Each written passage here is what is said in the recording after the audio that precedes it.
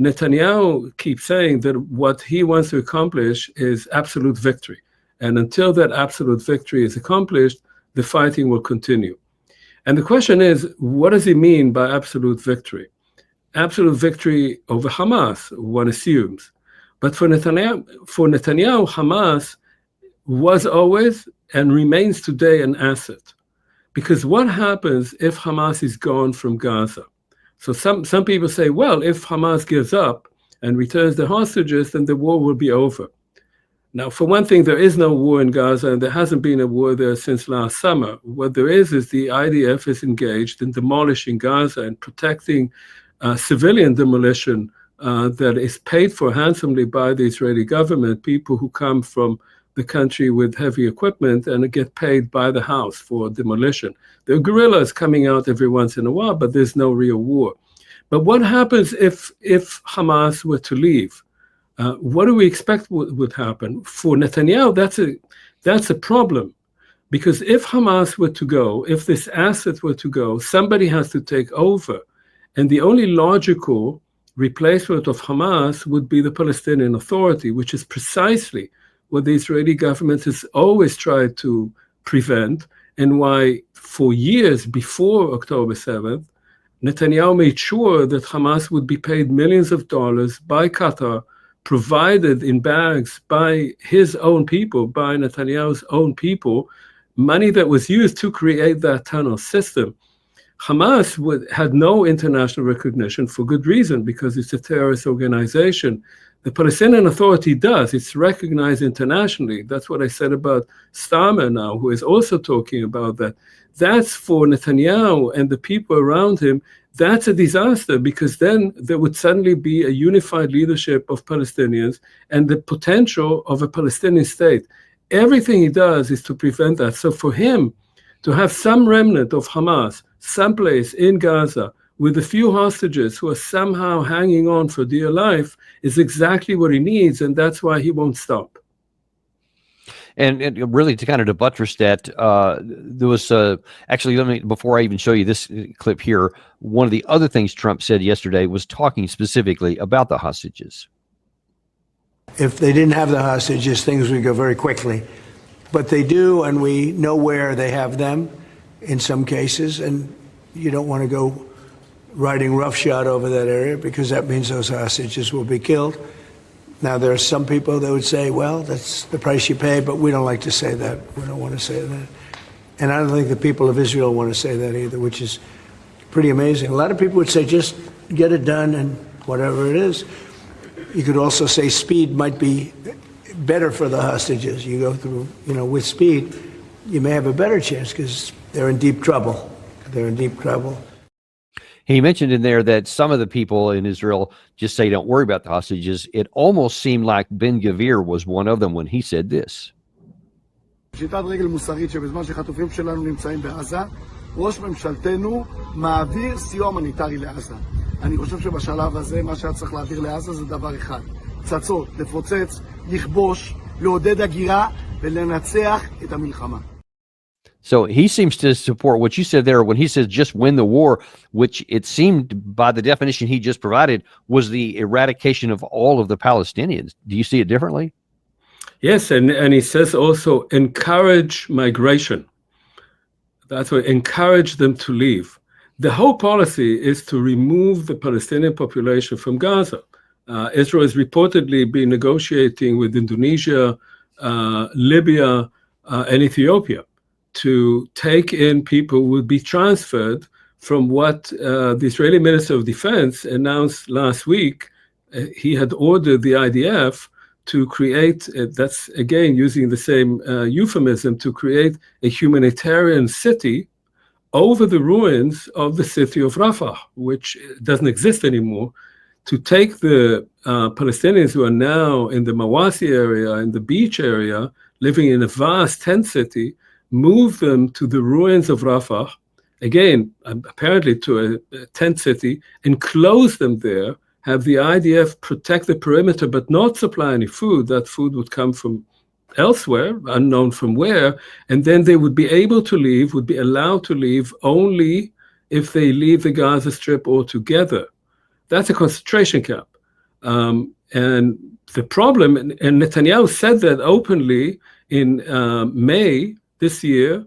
I can even cite him directly. He said, "We are destroying more and more houses. They have nothing to return to. The only consequence resulting from this will be the desire of Gazans to emigrate out of the Strip. Our main problem is finding states that will take them in." And he added to that saying, "We are setting up," at the time he said, "these distribution points. And what is the goal?" He says that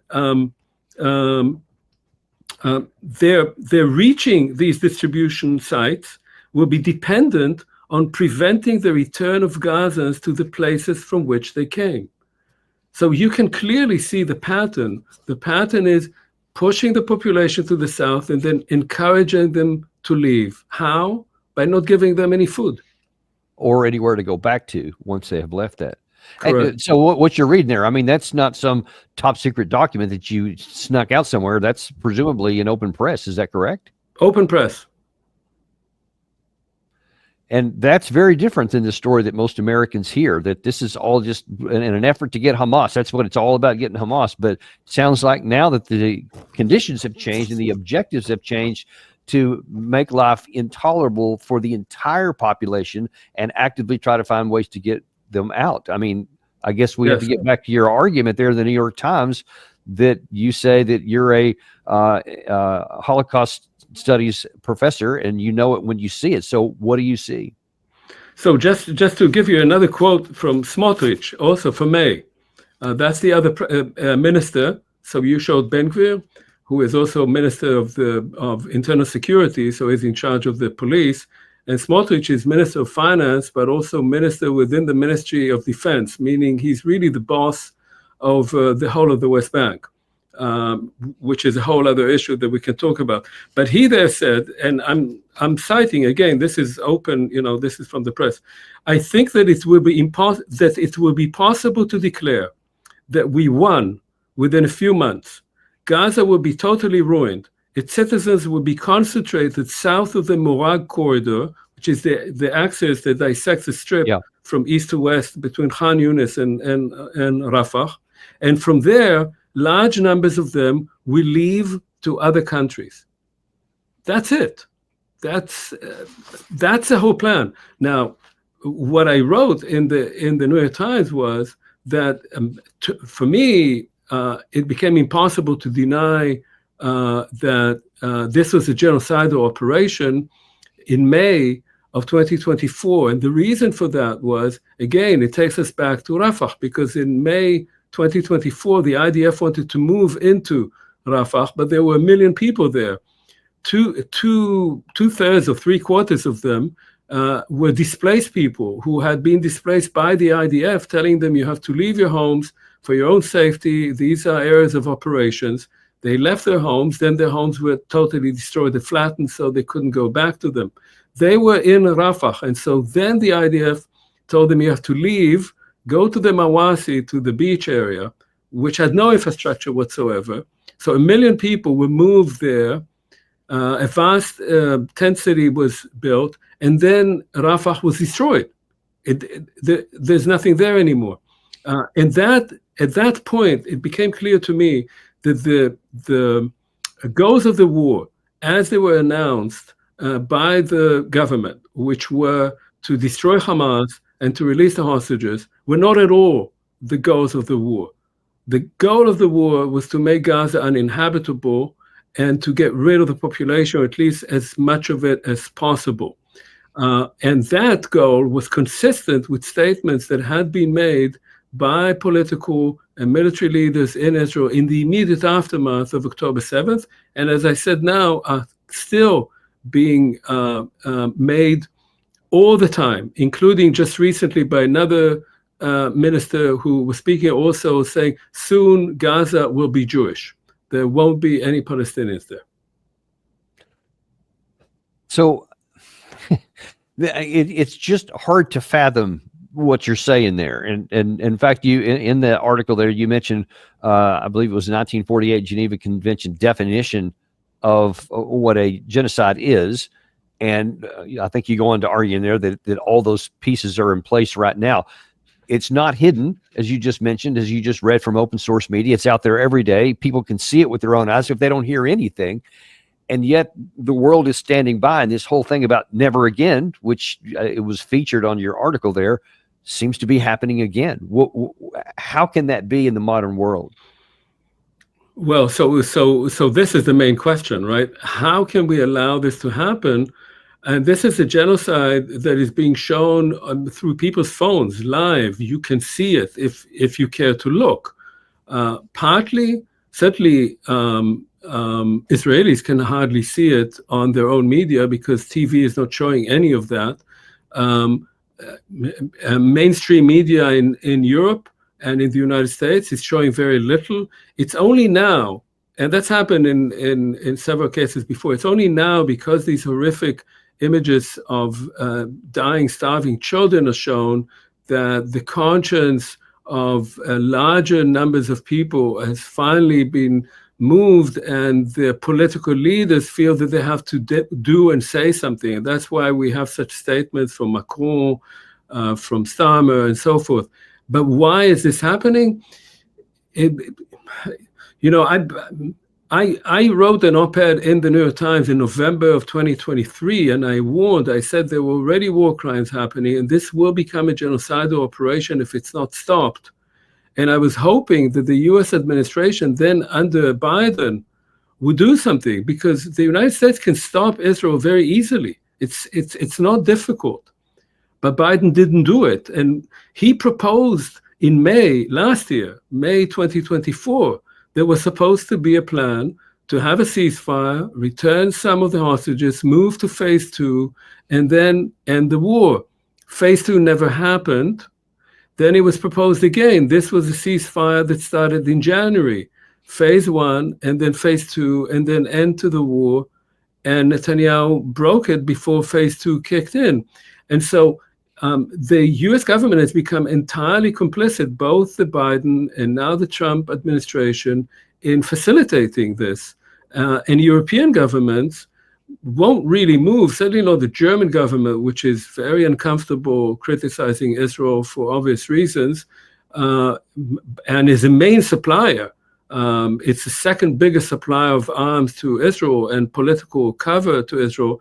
As long as the United States doesn't move, it's unlikely the Europeans will do much. We have to wait for September for maybe France and Britain to recognize a Palestinian state, which of course is a nice gesture, but it's not going to be of any use to the people who are dying in Gaza right now. Right. Gary, if you could put that headline back up there, the one you just had there.